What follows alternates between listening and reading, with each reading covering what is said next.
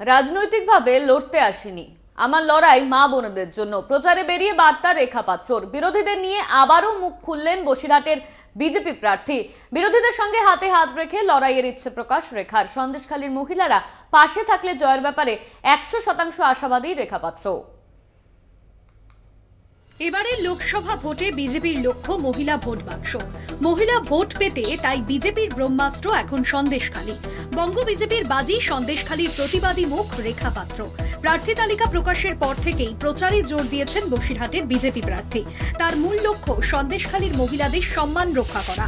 মোদির সঙ্গে টেলিফোনিক কথোপকথনেও স্পষ্ট হয়েছে রেখার টার্গেট। ভোটে জিতলে কোন কোন বিষয়ের উপর জোর দেবেন তিনি, রবিবার প্রচারে বেরিয়ে সে কথা জানালেন রেখা পাত্র।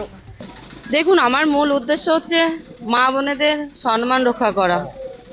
তারপরে যেগুলো আছে, এই জমি কেড়ে নিয়েছে, জমিগুলো যাতে ওনারা সুরক্ষিতভাবে ফিরে পায়, ওনাদের গ্রামে যে আমাদের অলিগলি যে রাস্তাগুলো সেগুলো ঠিক হয়, নদী বাঁধের বিষয়টা দেখা। বসিরহাটের 7টি বিধানসভার মধ্যে রেখার মূল লক্ষ্য কোন কোন বিধানসভা, উত্তর দিতে গিয়ে প্রথমে থমকে গেলেও পরে সামলে নেন তিনি। দেখুন, আমি তো এখনো সঠিকভাবে জানতে পারিনি কোন কোন বিধানসভায় সমস্যা আছে, কিন্তু আমার কাছে এই 7টি বিধানসভাই মনে হয় খুবই গুরুত্বপূর্ণ। রাজনৈতিকভাবে লড়তে আসেননি, রেখার লড়াই মা বোনেদের জন্য, বার্তা বসিরহাটের বিজেপি প্রার্থীর।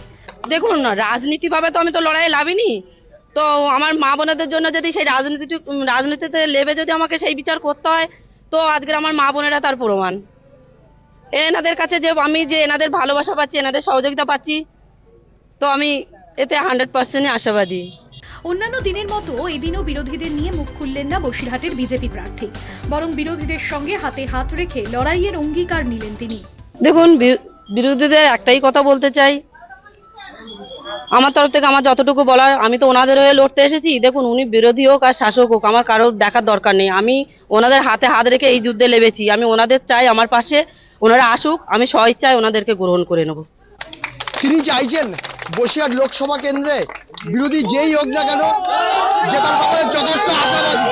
সব মিলিয়ে এই আগামী দিনে এই লড়াই অত্যন্ত কঠিন ও বিরোধী সেটাই একবার মনে করিয়ে দিলেন। বসিরহাট থেকে সঞ্জিত চক্রবর্তী, কলকাতা টিভি।